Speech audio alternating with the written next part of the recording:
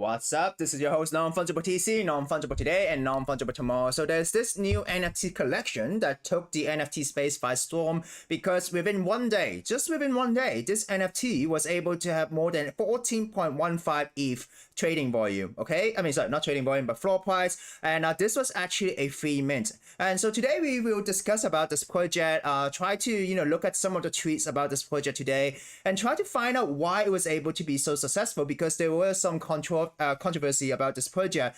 So within just one day, guys, look at this. Within just one day, 6984 ETH. So 6,984 ETH trading volume, 556 sales, and then floor price of 14.15. Okay, so as you can see, this is actually a project that when it was a free mint, if I remember correctly, and then when it minted out, the floor price was actually, the first listing was actually at around 10 ETH. And then, it was listed at 10 ETH, and then boom, all the way, it pumped all the way to 15 ETH, and then it jumped a little bit back to 10 ETH, and now we're pumping back up to 15 ETH. So guys, what happened? What happened to this project? Why is this project so successful? So the first thing you have to understand is, what is this project, okay? So if you do not know what this project is about, personally, I don't really know what this project is about, but I did notice some tweets over the weekend saying that this is gonna be an influencer pump and dump. Okay, so that's what I know about this project. But I didn't know, but some people are saying that it's gonna be a successful project. So Art Gobblers is a decentralized art factory. As artists make cool art, gobblers gain cultural relevance. Okay, making collectors want the art more, incentivizing artists to make cooler art. It is also an on-chain game. So the premise of this is that it's kind of like an on-chain game, and to fully mint out this whole thing, there is an interesting mechanism. Okay, so there is this sort of innovation with regards to the technology that made it kind of successful, in a sense that it drove a new narrative, right? So it is a large ecosystem consisting of project parties, official artists, external artists, token system, and management system. Okay, so it isn't just a profile picture project, but there's something behind it. So why is it called Art Gobble? Okay, so because they gobble art. In particular, they eat art that artists draw using our draw tool and turn them into 1 out of 1 NFTs using in-game resources. Okay, so there's this mechanism of a game, okay, and then this game will be able to generate 1 out of 1 art for each of these holders. Okay, so these are legit 1 out of 1 art done by artists. Okay, so who is behind Art Gobblers? Okay, so one of the successful factor is the founders. Okay, the artists behind an NFT project, because Gobblers NFT network was created by Justin Roiland, right? So he's the co-creator and executive producer of the animated short Rick and Morty. Okay, so he isn't just any artist, he's the executive producer of a well-known Web2 IP brand, okay? In addition, one of the most important things is that this project is backed by Paradigm. So Paradigm is actually a crypto and Web3 investment firm. The name sounds familiar, right? Because Paradigm is the company behind Blur.io, which is the marketplace that we kind of talked about during the airdrop, okay? So to a certain extent, before this drop, right, I think Blur.io was able to get a lot of traction, a lot of big names, and a lot of people know about Blur.io. And in order for you to get an additional airdrop, remember what happened, right? They asked you to tweet about it, right? And then in the tweet, it says that, oh, Blur.io is supported by Paradigm, okay? And people started to know about Paradigm, and knowing the connection that, oh, this is like a VC firm behind this collection, maybe that's one of the reasons why it is successful, okay? So even if you're new to Web3, you probably heard of the name Paradigm. This investment institution, co-founded by Sequoia, partner Matt Hua, and Coinbase co-founder, right? So definitely a lot of money is behind this thing, right? So how does it work, right? The draw tools record the entire process of creation, and when you visit a work of art in the Art Gobblers web app, you can play back drawing process stroke by stroke, okay? So I think it's very hard to explain this, but maybe as people start to review the 1 of 1 art, there'll be more content on YouTube, but it really shows you that it's an innovative way of reviewing these NFTs, right? So once the platform is live, artists will be able to mint their own drawing as 1 out of 1 NFTs using in-game resources, a process called lamination, okay? So this is the art, okay? Art Gobblers exists to facilitate the creation and collection of the coolest art in the universe. Artists can create hand-draw art using the Art Draw tool, which works on a desktop, iPad, okay, and this thing.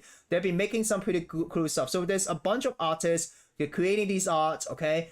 And 10,000 of these NFTs are distributed in 2 ways. 2,000 is released at a whitelist. Okay, so the people right now minting, if you look at this NFT collection, there's only 1.7k items, right? So this is actually a 10,000 NFT collection rather than just a 1.7k. So the more people play the game, I think the more they collect resources, the more chance they can start minting these art one out of one art. So the collection starts to build as the game proceeds, right?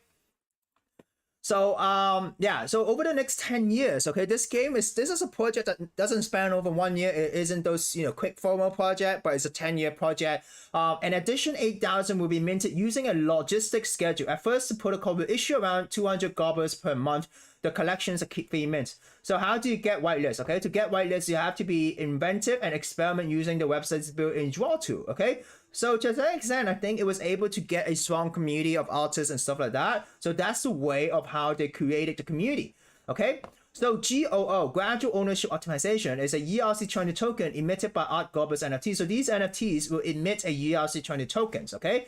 So because glue is needed to make blank pages, Art Gobblers ultimately determines what art can be created in the ecosystem. So the holders themselves decides what art will come out in the future. Okay, so it shows that there's also a utility and liquidity aspect, because there's this ERC20 tokens where you can actually trade on a decentralized exchange if you provide liquidity. So it isn't just an NFT itself that is illiquid, but there's also a ERC20 more liquid aspect towards this. And also it determines on how this project develops.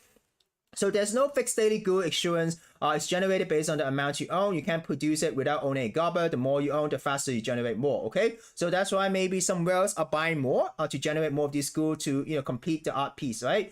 And the more these pieces sell, the more value it adds to the whole collection, right? So basically, they introduce a variable rate gradual Dutch auction, so it automatically adjusts the selling price of the NFTs and pages NFT, increasing the price if supply exceeds demand. So it's a supply demand thing. So this is a experimental piece, and we'll see how it works. Okay, so I think there's a few ways that account to the success of this project. I think the first one is probably the person behind it, and also the team behind it, and the VC funding behind it.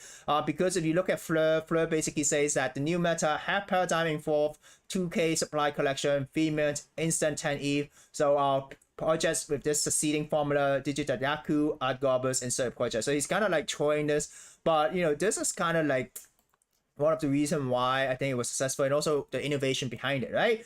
So it was a bit controversial, because people are saying that, oh, only influencers could get minted, right? To mint this, right? You have Baroque minting, you have Seneca minting, Grape Dodge, Andrew Wan himself minted, Fleur, okay, minting this, right? So, but you know, so what Diamond says, right? Influencers getting whitelist is nothing new, has always happened in this space. You're not upset why they got it, you're upset that you didn't, right? So it's pumping because many of you are chasing the pump. Do I agree with this model? No, let's stop being hypocrites, right? So I think another way, one of the reasons why this was successful is because the first mint was actually at a 10 ETH floor price. So it really shows you that the early minters themselves has a strong conviction, and they aren't really those people that really want to take profits that quickly, right? Remember Moonbird, right? Moonbird was able to have a, you know, 3x or 2x when they first minted out, because it was the proof people who minted first, the people with a strong conviction, or a bunch of whales that minted that did not really need an Ethereum to really quickly flip this. So there's actually not only because of the VC investment that made this successful, or the team, the executive producer of Rick and Morty, but it is also the mint list, the holders themselves, that are, you know, that is able to set a high floor price with this narrative, and both have to work hand in hand in order to see a miracle like this that we see in a bear market. Okay, so I think it's not, so it's those two elements coming together.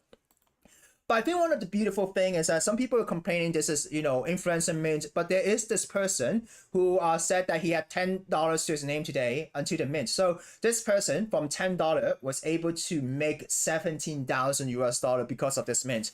And a lot of people congratulate him. A lot of influencers really like this and stuff like that. It really shows you that, you know, NFT is a space, if you were lucky, right? If you were kind of lucky, if you do your research and you use the drawing system and to get a whitelist, and you were able to mint a free mint that immediately turned into 10 ETH, now 14 ETH project, you know, it could really change your lives, right? So what are the things that we need to know? Like right now, it's a bear market, it's very hot and stuff like that, but you never know when your time will come. Maybe one day you get lucky to be able to mint these whitelists. But the sure way of not getting these whitelists is not participating in the space, not being part of the space, not watching news about the space. So what I wanted to share with you with this case is that, yeah, some people won, some people weren't able to win, but as long as you are in this space, especially in such a difficult market, your time will come, hopefully one day, right? Like, not everyone is gonna make it, but at least these life-changing gains could be found in a space for projects like this. Anyways, back to our regular programming, traditional market in general, we could see that Asian market is kind of green, Europe market and pre-market in the US as well. Actually, the FOMC meeting is coming tomorrow, so tomorrow they will announce the interest rate hike. But at the same time, if we look at the traditional calendar, we have the ISM manufacturing PMI. So the PMI numbers are coming out in around 2 hours, right? So that would affect the markets. If the PMI numbers are actually, so this is a number that is related to, purchasing managers in the manufacturing index, right? So depending on the forecast and the previous, if the index, how do I say this? If the numbers goes up, it could mean that it's getting more expensive, right? It's a leading indicator of economic health, and the purchasing managers hold current market and relevant insight to the company's view of the economy, right? So this is actually a survey of around 300 purchasing managers, which has responded to relative level of business conditions, including employment. So I think the higher this number is, I think the better it is, right? And the lower it is, the worse it is, right? Because if you look at the past histories, right? In the past, when the market isn't that bad, these numbers are actually kind of higher, okay? So if this number goes below 50, maybe we can see a pump, right? Because, it shows that the economy is bad, right? Economy is bad, so that's why, the Feds have to control the interest rate hike tomorrow. But I don't think there's a direct relationship because it's just so close tomorrow because the FOMC is tomorrow. But maybe we'll see a pump if the numbers is lower. If it's higher, then maybe the numbers will dump, okay? Not financial advice, right? But one of the most important thing is tomorrow, 2 p.m. Eastern time, Fed rate hike, right? None of this is gonna change this, right? So people are factoring in a 75 basis point hike. If we get higher than that, market stomp. If we get lower than that, market pump. If we get that number, I think to a certain extent it could be factored in because the last basis point hike was a few months ago. So we do see some drops in the market as well. But don't forget, guys, next week is midterm. So that's why we do see a lot of green pressure. Dogecoin is increasing by 20%, not because of just Twitter, right? It's because the whole market sentiment is saying that midterm rallies, governments are going to pump the market and stuff like that. You can't have negative markets, right? So, you have a lot of these narratives that are happening. So you got to know about this, right? So crypto market cap right now, 1 trillion. So we are back at 1 trillion. Bitcoin, 20,538. Ethereum almost at 1,600. So we are going back at these higher levels right now. Stable coins kind of dump in terms of market cap, which means that people were moving to crypto. But that pumps a little bit, which could possibly mean if the total crypto market cap is increasing, it could possibly mean that there's new money. So people are converting fiat into stable coins, then buying crypto, right? So there's new money into the market, which is always a good thing. So I do want to share with you, total market cap is important for us to monitor because it really shows you how much money is in the market. If if certain tokens are pumping, but the total market cap is down, it basically means that these individual pumps are driven by those narratives rather than market conditions. But if the market is pumping and the total market cap is up, it basically means that in the macro scale, money is moving to the market, which is healthy, right? So yeah, I'm not gonna go through spoke too much about Art Gobblers. So crypto news, Dogecoin jumped 29% as much viewed meme rally continues. Open Metaverse Alliance, which is the one that's formed by Animoca Brands, Dapper Labs, they are saying that they are inviting the developers to join it, and they won't let Meta define the future of the internet. And now anyone can create an Ethereum NFT DAO with Zoa's Noun Builder, okay? El Salvador Development Bank refuses to reveal Bitcoin records, okay? So I think that's pretty much it. Oh, GameStop adds Web3 gaming NFTs to marketplace with Immutable X, so maybe that could fuel the narrative as well.